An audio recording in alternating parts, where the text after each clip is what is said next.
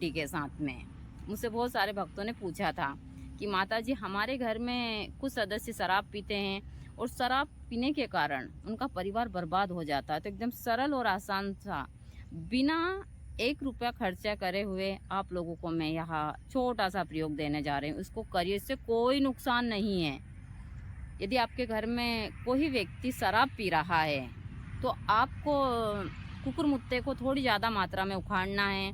इसको उखाड़कर धोकर सुखाकर इसका पाउडर बनाना है। जितना कुकुरमुत्ता है उतना ही सौंठ, जीरा, अजवाइन, इन तीनों को भी लेकर अच्छे से पीसकर इसमें मिलाकर और उस व्यक्ति को प्रतिदिन दोनों टाइम 1-1 चम्मच उसकी दाल सब्जी में डालकर, यदि आप ज़्यादा नहीं तो 25 से 30 दिन इसका प्रयोग करते हैं तो वह व्यक्ति हमेशा के लिए शराब छोड़ देता है। देखिए, जिस घर में शराब पी जाती है वह घर बर्बाद हो जाता है।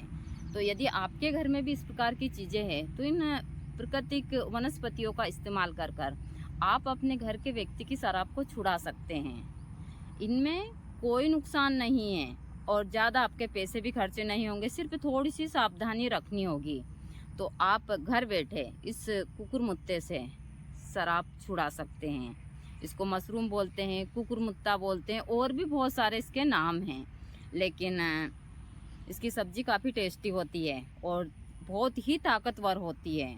तो आप लोग इसका प्रयोग कर कर घर बैठे ही अपने घर के सदस्य की शराब छुड़ा सकते हैं। ऐसे तो शराब हमेशा इंसान के परिवार को बर्बाद ही करती है। इसके ऊपर बैन लगना चाहिए एकदम। ऐसी बहुत सारी चीज़ें हैं उनके ऊपर बैन नहीं लगता है, लेकिन बहुत सारे ऐसे जानवर हैं जो नुकसान पहुंचा देते हैं। इन सारी चीज़ों के ऊपर सारी चीज़ें लगाई जाती है, कोर्ट फटाक से फैसला कर देता है, लेकिन जो चीज़ें गलत है उनके ऊपर कभी वो नहीं लगा। सबको पता है कि इनसे सिर्फ नुकसान ही है, तो उन चीज़ों के ऊपर कोई कुछ नहीं करता है। और यह है अभी हमारे यहाँ का सुबह का दृश्य जो बहुत ही सुंदर है। और मैं हमेशा आप लोगों को प्रकृति में रहती हूँ, प्रकृति की जानकारी देती हूँ और हमेशा बोलती हूँ कि प्रकृति से छेड़छाड़ मत कीजिए। यहाँ जिस दिन अपने पे आएगी आपको नहीं छोड़ेगी। तो यही है हमारे यहाँ का सुबह का दृश्य जो बहुत ही सुंदर है। जय माता दी सभी को, हर हर महादेव। जैसे कि मैंने अभी 3-4 दिन पहले एक पुष्प बताया था, वह था हल्दी का, और वह इसी हल्दी का पुष्प था। यहाँ देख सकते हैं आप, उस प्रकार के बहुत सारे पुष्प इस साइड भी है, और भी यहाँ पर कम से कम ज़्यादा नहीं तो 15 से 20 पुष्प खिले हैं इस हल्दी में।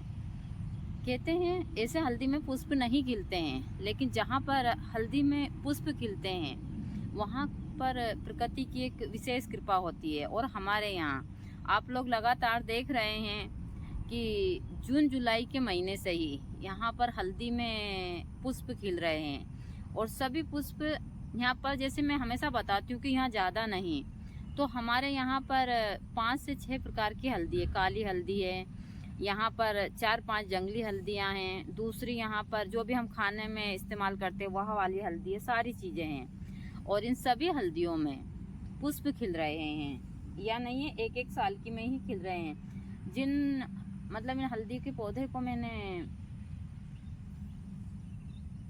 शायद आज से 3 महीने पहले लगाया था, उनमें भी पुष्प खिल रहे हैं। ये देख सकते हैं आप, यहाँ अभी पूरी तरह खिला नहीं, एक साइड उस साइड है।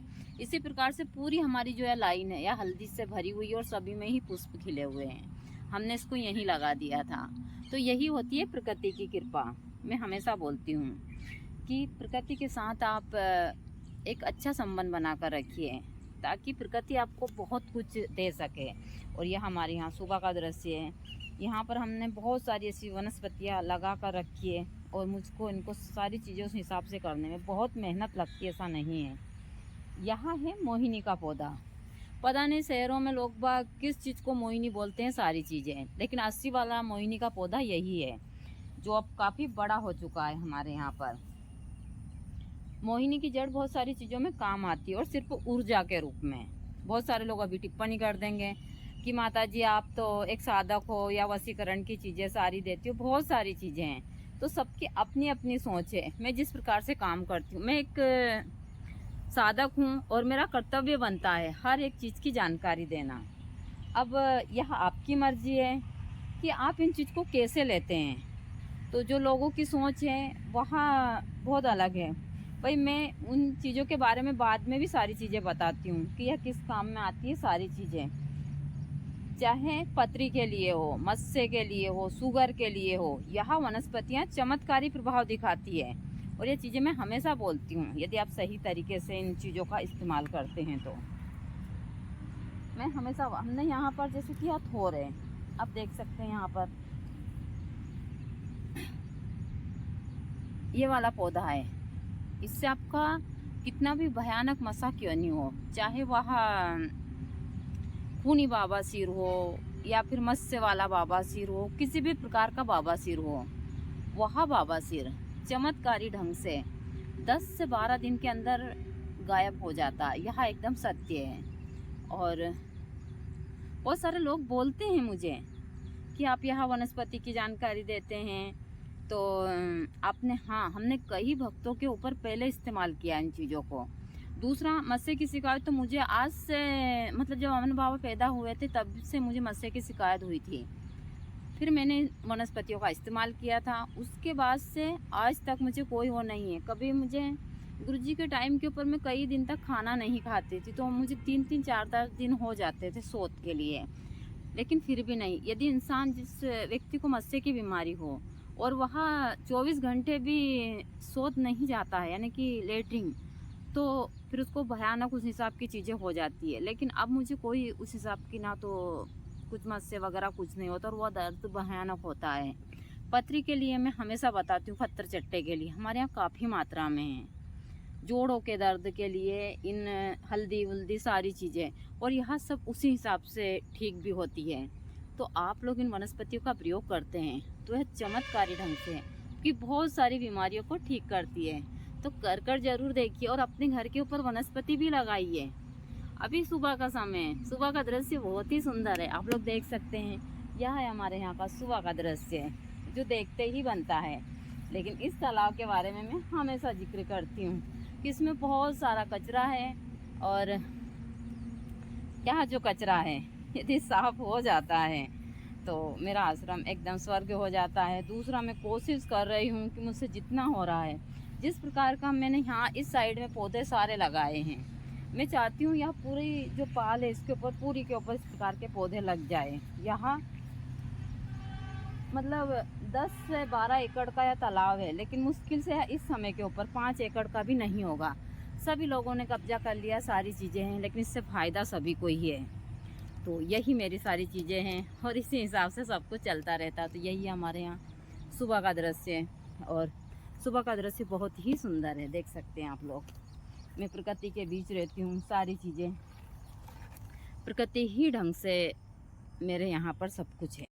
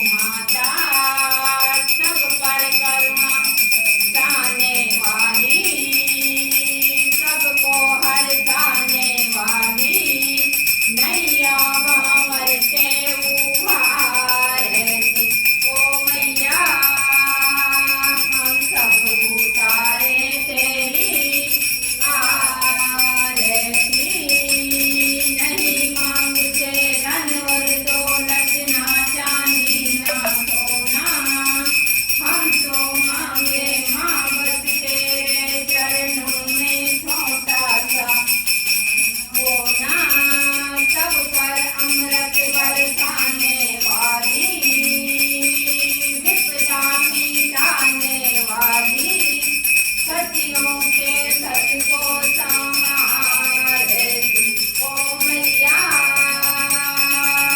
हम सब